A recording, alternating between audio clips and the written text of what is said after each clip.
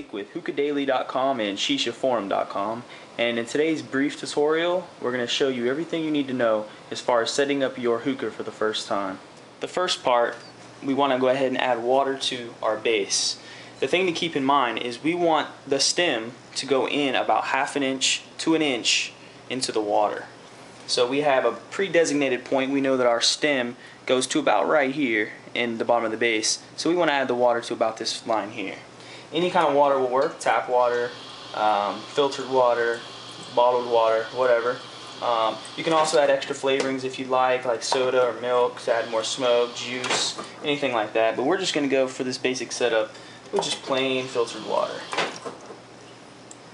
Now that we have our water in our base, we're going to go ahead and add our stem.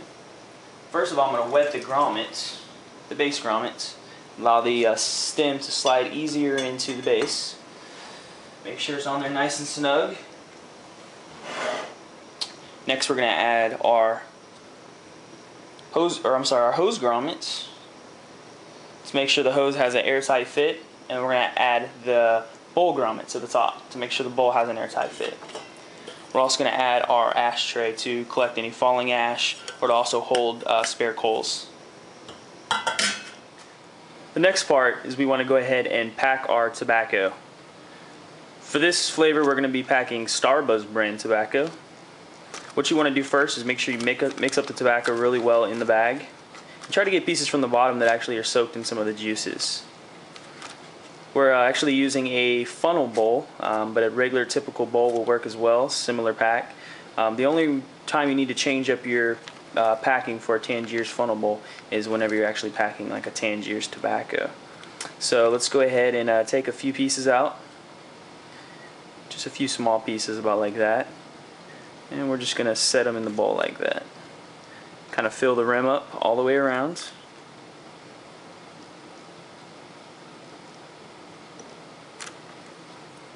A few more pieces should do the trick. Kind of want to make sure you're not keeping the pieces clumped together and you're kind of breaking them up a little bit. That way you'll get better airflow and the tobacco will burn more even.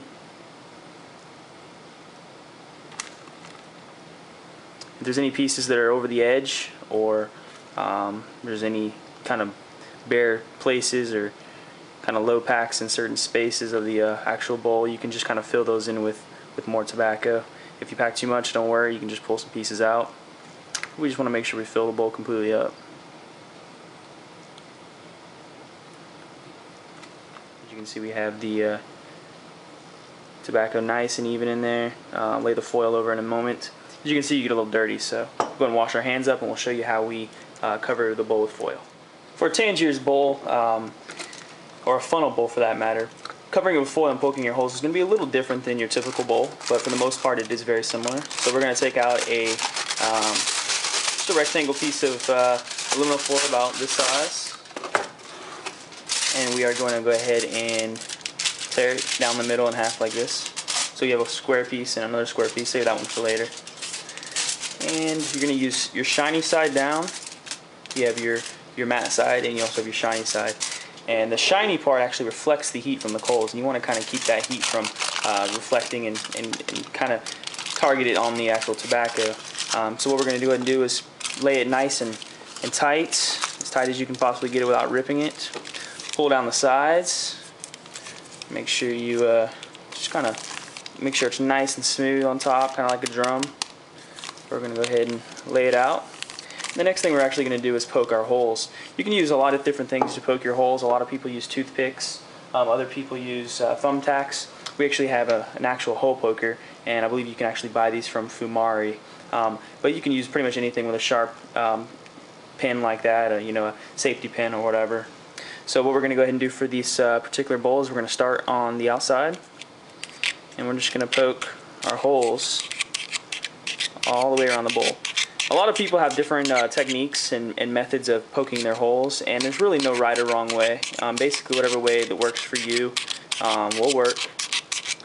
But big holes, small holes, all that really doesn't matter. I mean, it kind of can vary depending on the tobacco, or how thick you like your smoke, or how whatever, however way you decide that you want to do it. So basically trial and tribulation, and basically try different things and see which one works best for you. But this is how I'm going to do this particular one. I change up my style a lot. So we got our holes poked all the way around. Some people with a funnel bowl either leave the middle hole completely sealed. Some people prefer to put a little tiny hole in there, which I actually don't like to do. So that's actually how we're going to have our bowl packed and holes poked today. Now that we have our bowl all set, we can go ahead and add it to the top of the hookah. Make sure it's on there nice and tight on the bowl grommet. At this time we can go ahead and plug our hose in as well into the hose grommet. Just make sure it's nice and tight. Try to wrap the hose around so you don't have to worry about it, tripping over it or knocking the hookah over. For this particular hookah, we're going to actually be smoking with Coconara natural charcoal. You can purchase these at most online vendors.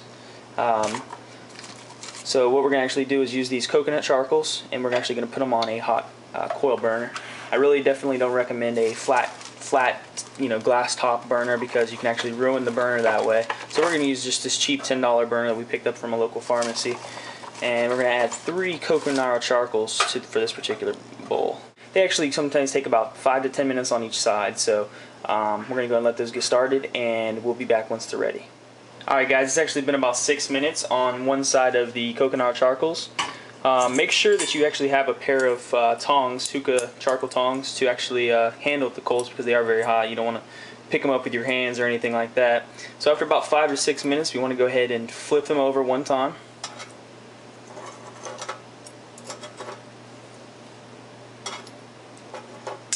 And we're going to let the other side of the charcoals cook for another 5 to 6 minutes. Alright guys, it's been about 5 more minutes on the other side of the charcoals.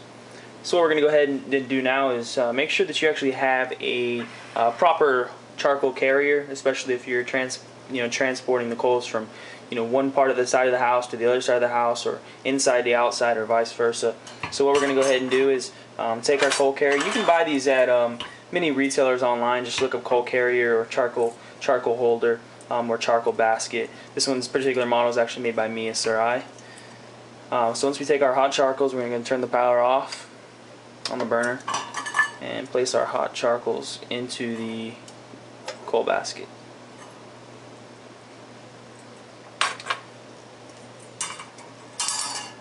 Now we take the coals to our hookah. Our hookah here in my office.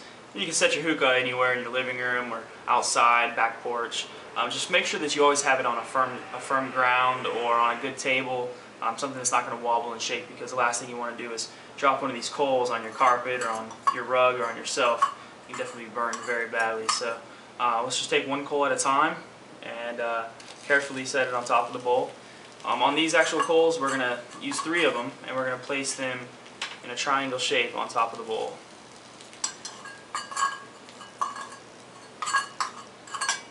And you can actually hear the tobacco in the actual bowl sizzling a little bit. So now we're just going to let those sit for just a moment. Make sure our hose is plugged in and everything's secure. Go ahead and take a few drags. Without inhaling, you just kind of want to puff on it to kind of get the hookah going.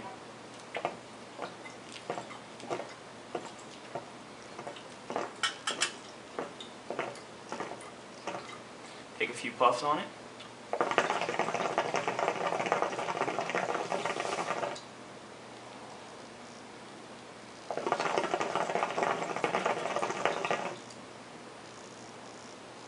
And there we go, we're smoking hookah. There's many other things that you actually need to know as far as setting up a hookah, properly packing a hookah, heat management for when the coals actually start to burn the tobacco, how to save the bowl and prolong it, make it smoke longer. As well as like cleaning the hookah and storing the hookah and taking care of it. And you can learn all that on future videos that I will be putting up within the next few months, as well as also visiting our website at HookahDaily.com or hitting up our forums at shishaforum.com, which is SHISHAFORUM.com. If there's any questions that you have, just send me a message or PM, and I'll get back with you as soon as possible. Until next time, this has been Jake with Hookah Daily and shishaforum.com, showing you how to properly set up your hookah. Keep smoking.